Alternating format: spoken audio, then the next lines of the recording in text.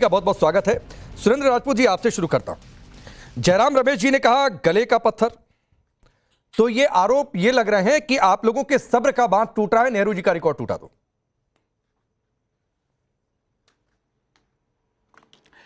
अब राकेश भाई, नेहरू जी का रिकॉर्ड टूटा है मान लीजिए, अभी भारतीय जनता पार्टी के विद्वान प्रवक्ता बताएंगे भी।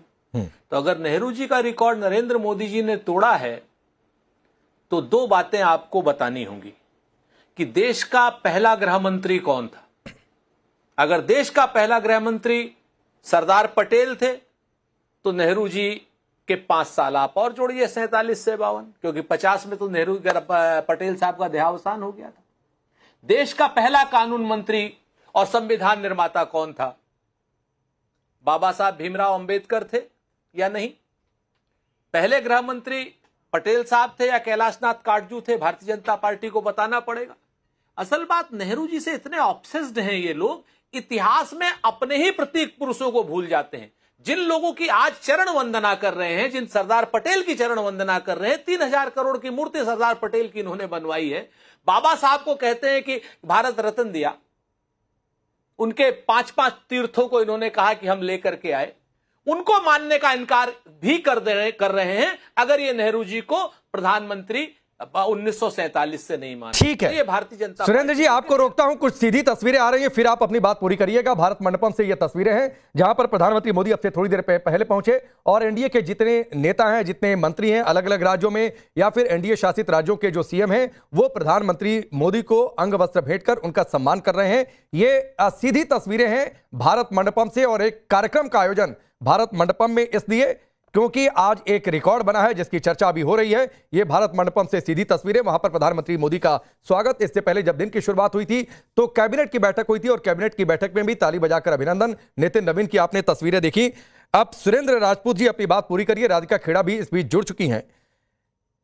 बीजेपी ने तो यही कहा कि निर्वाचित प्रधानमंत्री के तौर पर, सिर्फ प्रधानमंत्री तो कहा नहीं, इसीलिए यह सवाल उठ रहा है कि सब्र का बांध टूट रहा है, ईर्ष्या हो रही है। नहीं तो हाँ, तो निर्वाचित प्रधानमंत्री नहीं थे तो निर्वाचित गृह मंत्री भी तो नहीं थे ना। काहे को मान रहे हो नेहरू? इसका मतलब तो आप गृह मंत्री पटेल साहब को मानते ही नहीं हो। पटेल साहब का कोई योगदान ही नहीं है भारत की रियासतों को एक करने में। इस भारतीय जनता पार्टी के हिसाब से तो कानून मंत्री बाबा साहब नहीं है। आप बात समझिए, जिन्होंने संविधान बनाया, संविधान निर्माता को भी तो ये लोग डिनाई कर रहे हैं। अगर नेहरू जी को डिनाई कर रहे हैं तो जो लोग नेहरू को डिनाई करेंगे वो पटेल साहब को डिनाई कर रहे हैं। वो लोग जो है बाबा साहब भीमराव अंबेडकर को डिनाई कर रहे हैं। कहे ये लोग बाबा साहब के विरोधी हैं, कहे ये लोग जो है सरदार पटेल के विरोधी हैं। और उसके बाद आप आइए भाई, नेहरू जी ने तो 150 करोड़ की अर्थव्यवस्था को आगे बढ़ाया। उसमें क्या किया? उसमें भाखड़ा नंगल डैम बनाए, तमाम हजारों पीएसयू बनाए, बीएचई बनाया, बीएचईएल बनाया, बेल बनाया, टीसीएस बनाया, क्या नाम, त्रिवेणी स्ट्रक्चर लिमिटेड बनाया, तमाम भारत ओएनजीसी बनाया, भारत रत्न कंपनियां बनाई। प्रधानमंत्री जी ने, नेहरू जी ने, क्या नाम, मोदी जी ने क्या किया? इन सबको बेच दिया। रेल बेचा, तेल बेचा, भेल बेचा, और उसके बाद इन्होंने जो है सारे के सारे पीएसयूज बेच डाले। हमने बनाया, नेहरू जी ने बनाया, इन्होंने बेचा। ठीक, नेहरू जी प्रधानमंत्री के पद को पदस्थापित करते थे, कुर्सी पर चिपके हुए। आज की डेट में जो तमाम 2014 से लेके आज तक की जितनी चीजें हैं, आप बताइए मुझे। 2 करोड़ रोजगार दे देंगे। आज की डेट में दुनिया में सर्वाधिक बेरोजगारी वाला देश हिंदुस्तान। आज की डेट में कहा था, ठीक है, आपकी सारी बात का जवाब राजपूत जी, राधिका खेड़ा दे रही हैं, लेकिन आपने कहा कुर्सी से चिपके हुए हैं, तो जनता जनादेश दे रही है तो कुर्सी से चिपके हुए हैं। इसको चिपकना तो मेरे हिसाब से नहीं कहा जाना चाहिए। देखिए, मैं बहुत स्पष्ट कहता हूं राकेश जी, अपने अपने वो हैं, हम लोग विरोध पक्ष में हैं, तो अब तो कहेंगे कुर्सी से चिपके हुए हैं। राधिका बहन है यहां पर, वो कहेंगी कुर्सी पर बैठे हुए। ठीक, ये तो हमारा वैचारिक मतांतर है, इसमें तो कहीं कोई दिक्कत वाली बात नहीं। ठीक है। दूसरी बात जो है, हाँ। कुर्सी से चिपकना, मैं बताता हूं, जितनी अपमानजनक डीलें हैं, हाँ। जितनी अपमानजनक डील, नरेंद्र मोदी जी को आज की डेट में डोनाल्ड ट्रंप कह रहे हैं ऑपरेशन सिंदूर बंद करो, सीज फायर हो जाता है। नरेंद्र मोदी जी को डोनाल्ड ट्रंप कहते हैं रूस से तेल खरीदना बंद करो, बंद हो जाता है। नरेंद्र मोदी जी को डोनाल्ड ट्रंप कहते हैं वेनेजुएला से तेल खरीदो, तेल खरीदना शुरू हो जाता है। नरेंद्र मोदी जी को कहते हैं कि एक अपमानजनक यूएस ट्रेड डील करो जिसमें आपके किसान को 18% टैरिफ देना होगा, ट्रेड डील कर लेते हैं। तो नेहरू जी की आप बात कर रहे हो मोदी जी, तो मोदी जी आप नेहरू जी के पासन का भर भी नहीं। राधिका खेड़ा रिप्लाई करिए। बातें मैंने कहा कि जो डोनाल्ड ट्रंप कहते हैं मोदी जी को, ठीक है राजपूत जी आता सारा का सारा काम ठीक है सर, आता हूं राधिका खेड़ा। सभी को जय श्री राम। और मैं उम्मीद करती हूँ जैसे मैं किसी के बीच में नहीं बोली राकेश जी, जब कोई मेरे बीच में बोलेगा उनको टोका जाएगा और फिर मेरा टाइमर वापस 0 से स्टार्ट कर दिया जाएगा। आज देश के लिए बहुत गर्व का दिन है कि देश को परिवारवाद से और किसी की मेहरबानी से दूर निकलकर एक ऐसा प्रधानमंत्री मिला है जिसको लॉन्गेस्ट सर्विंग प्रधान सेवक है और इलेक्टेड, ना नॉमिनेटेड, ना किसी परिवार से ऐसे रिमोट कंट्रोल से चलाया हुआ, ना इमरजेंसी लगा के वहां थोप के अपने आप को बैठाया हुआ। तो एक इलेक्टेड और 140 करोड़ लोगों की आशा है उनके अंदर और विश्वास है, इसलिए बार बार वो आते जा रहे हैं।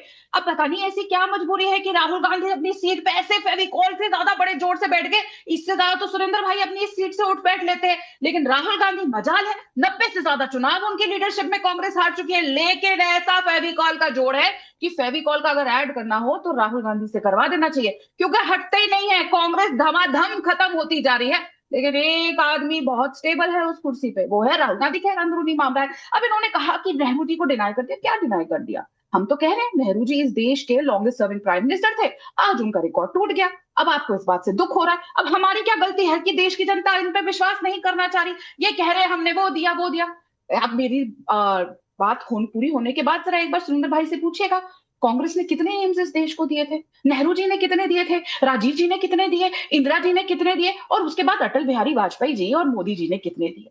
राकेश जी, बच्चा बच्चा देश का जानता है, चाहे सुरेंद्र भाई कुछ भी बोल दे, कि कांग्रेस ने एक ही एम्स दिया था नेहरू जी के समय पे, और वो भी उनका कोई उसमें हिस्सा नहीं था। एक महारानी थी पंजाब की जिन्होंने अपना सब कुछ दिया था और सारी अपनी ज्वेलरी से लेके पैसा दिया था कि देश में एम्स होना चाहिए, उसमें भी नेहरू जी का क्रेडिट नहीं था। खैर ये मानेंगे नहीं पर ये फैक्ट है। फिर उन्होंने कहा बाबा साहेब अम्बेडकर जी के साथ अन्याय कर दिया, सरदार वल्लभ भाई पटेल को हम नहीं मानते। भाई साहब आप लोग तो पूरे एक हो गया था कांग्रेस का कुंभा। क्यों? क्योंकि आपने बाबा साहेब अम्बेडकर जी को संसद में नहीं आने देना चाहिए था। रोज आप लोग, इतिहास गवाह है, रोज आप लोग संविधान हाथ में लेके घूमते हैं, लेकिन संविधान की धज्जियां अगर कोई उड़ाता आया है तो वो कांग्रेस पार्टी है। उस बात से सब साबित होता है। आप ही का शायद चैनल का रिपोर्टर था वो राकेश जी, जिसने पकड़ भी लिया था राहुल गांधी की खाली संविधान की किताब लेकर घूम रहे थे। इन्होंने सरदार पटेल जी की बात कही। उनका परिवार से तो आज तक कांग्रेस पार्टी ने, सोनिया जी ने कभी भी संपर्क नहीं किया, लेकिन जब सरदार वल्लभ भाई पटेल जी की सबसे ऊंची प्रतिमा विश्व में हमारी सरकार ने बनाई, पूरा परिवार, और अभी हाल ही में कुछ समय पहले भी आया था जब उनको हमने सम्मानित करने का काम किया। आप तो अम्बेडकर जी से सबसे चिढ़ खाते हैं। क्यों? क्योंकि आपके लिए सिर्फ एक ही परिवार है, गांधी नेहरू परिवार। उससे बाहर निकलिए। कांग्रेस में बहुत लोग हैं, सुरेंद्र राजपूत जी है, पवन खेड़ा है, बहुत लोग हैं, पर नहीं, आप लोगों को सिर्फ वही आदमी दिखता है जो 90 चुनाव हार गया। लेकिन देश की जनता को दिख रहा है, इसलिए देश हो या विदेश हो। और एक और बात इन्होंने कही, इन्होंने कहा कि हम अमेरिका के आगे झुक गए। डॉक्टर मनमोहन सिंह जी, और ये तो उस समय प्रवक्ता भी थे सुरेंद्र राजपूत जी, डॉक्टर मनमोहन सिंह जी जब प्रधानमंत्री थे तो अमेरिका ने ऐसा प्रेशर डाला राकेश जी, ऐसा प्रेशर डाला कि कांग्रेस को बोल दिया कि खबरदार तुमने ईरान से तेल खरीदा। कांग्रेस ने कहा जी हजूर जैसा आप कहेंगे हम करेंगे। उसके बाद जब हिलरी क्लिंटन आ रही थी भारत, तब कांग्रेस को क्या कहा अमेरिका ने कि खबरदार तुमने कुछ अगर उनके साथ फर्टिलाइजर लेना बंद नहीं किया। जी हजूर डॉक्टर मनमोहन सिंह। ठीक है, मैं रिप्लाई ले लेता हूं। किस तरीके से ये लोग दबे हैं, उस वजह से भारत को कितना पीछे खड़ा कर दिया। ठीक है, अब तकलीफ तो होगी। ठीक है, सवाल राधिका के जवाब दीजिए राजपूत जी। राधिका जी हमारी साथी हैं, हमारे घर परिवार की सदस्य हैं, बहन जैसी हैं। अब लेकिन भारतीय जनता, पहले पढ़ती लिखती थी, अब भारतीय जनता पार्टी में तो जो कहा जाता है वो इतने वही बोलना पड़ता है। अब इनको ये नहीं पता कि पता तो है लेकिन बोलना मजबूरी है। सरदार वल्लभ भाई पटेल के 2 बच्चे थे, मणिबेन थी पुत्री थी और दहिया भाई पटेल थे पुत्र थे, ठीक है ना। और मणिबेन पटेल जी संसद सदस्य रही और दहियाबाई पटेल लोकसभा भी रहे, राज्यसभा भी रहे। ये बता दें कि इनको जनसंघ ने बनवाया था, भाजपा ने बनवाया था, भी तो कांग्रेस के सदस्य थे, आजीवन कांग्रेस सदस्य रहे। तो हम तो अपने परिवार का ख्याल रखते हैं और पूरा ख्याल रखते हैं, ले दे करके हम कोई ऐसा काम नहीं करते जो अपने परिवार का, और हम हैं परिवारवादी, सीना ठोक के कहते हैं हम परिवारवादी हैं। और वो सब के सब लोग परिवारवादी लोगों के वो होते हैं जिनके घर में गांधी जी आए थे, सब परिवारवादी थे। किसी भी ऐसे घर में गांधी जी नहीं गए जिसके घर में, इनके भी घर में आए थे, राधिका जी के भी घर में गांधी जी आए थे, ठीक है ना। तो सच बात है कि हमें तो अपने परिवार पर गर्व है, और उस परिवार पर गर्व है जिसने आजादी के आंदोलन में 48 साल जेल काटी किसी संघ वाले ने, काटी किसी क्या नाम जनसंघ वाले ने, हिंदू महासभा वाले ने, श्यामा प्रसाद मुखर्जी ने काटी, या दीनदयाल उपाध्याय ने काटी, गोवलकर साहब ने काटी, या हेगड़ेवार साहब ने काटी? बताए कोई? और उसके बाद दो प्रधानमंत्री शहीद हुए। और रही बात देश को बनाने की, देश को बनाने का काम कांग्रेस ने किया, रेल दिया, तेल दिया, भेल दिया।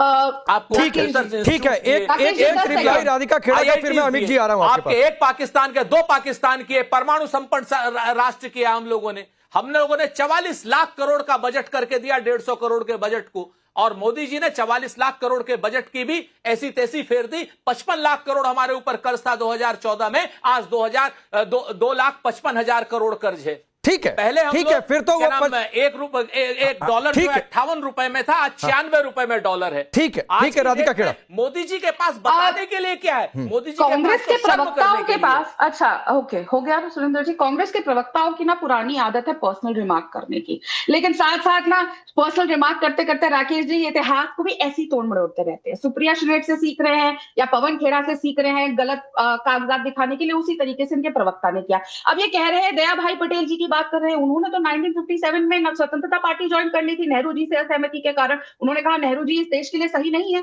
उन्होंने झाकझोल से असहमति बताई थी। तो ये क्या बोल रहे हैं कि वो कांग्रेस के हिस्सा थे, ये थे? ये भी बताइए ना कि असहमति थी सरदार वल्लभ भाई पटेल जी के बच्चों को, और उन्होंने कांग्रेस को छोड़ा और कहा कि कांग्रेस को डुबाने का काम कर रहे हैं। क्यों गठन है? अब बीच में मत बोलिए, मैं आपके बीच में नहीं बोली। परिवार की बात करते, बहुत अच्छा हुआ आपने मेरे घर का इतिहास पढ़ा हुआ है। मेरे घर, मेरे को कंप्लीट करने दीजिए। मेरे घर में तो सुरेंद्र जी 2-2 ताम्र पत्र भी हैं। मेरे घर वाले तो 10-10 साल 12-12 साल जेल भी रह के आए हैं, वो नजरबंद नहीं हुए थे पैलेसेस में नेहरू जी की तरह। तीसरी बात, अगर आपको लगता है कि परिवारवाद बहुत आप गर्व होते हैं, तो मैं भी तो आपके परिवार का हिस्सा थी। तब क्या हुआ था परिवारवाद? तब सुरेंद्र जी आपने क्यों नहीं आवाज उठाई मेरे लिए? तब राहुल गांधी ने क्यों नहीं आवाज उठाई? क्या परिवार की लड़कियों को आपके घर में बंद कर देते हैं, आदमी गाली गलौज करते हैं, तो परिवारवाद भी करके दिखाइए। आपके यहाँ पे परिवारवाद नहीं है, आपके यहाँ पे सिर्फ नेहरू गांधी परिवारवाद है, वो भी जो चोरी के गांधी है। आप लोग तो झूठे गांधी हैं, आप लोग तो झूठ बोलते हैं। क्या गांधी जी ने महिलाओं पे अत्याचार करना सिखाया था? क्या गांधी जी ने महिलाओं पे अत्याचार होते वक्त आंखें बंद करने को सिखाया था? क्या गांधी जी ने देश के प्रधानमंत्री को गाली देना सिखाया था? उनको टेररिस्ट बोलना सिखाया था? उनको लगातार चाय वाले और ये बोलना सिखाया था कि देश का चाय वाला? ठीक है राधिका जी, मैं इन्हीं गांधी जी से वापस लौट कर आऊंगा, और सुरेंद्र जी 2 मेहमान है, एक टिप्पणी ले लूं, फिर आता हूं आपके पास, और इन्हीं गांधी जी से डिबेट की शुरुआत आपसे फिर से करूंगा। अमित जमई जी, दुनिया के बड़े देश, अमेरिका 4 बार राष्ट्रपति बदले, ब्रिटेन में 6 बार सत्ता बदली, जापान में 5 बार प्रधानमंत्री बदले, ऑस्ट्रेलिया में 4 बार पीएम बदले, पाकिस्तान में 6 बार सत्ता बदली, बांग्लादेश में तख्ता पलट हो गया, श्रीलंका में 4 बार पीएम बदले, नेपाल में 10 बार सत्ता बदली।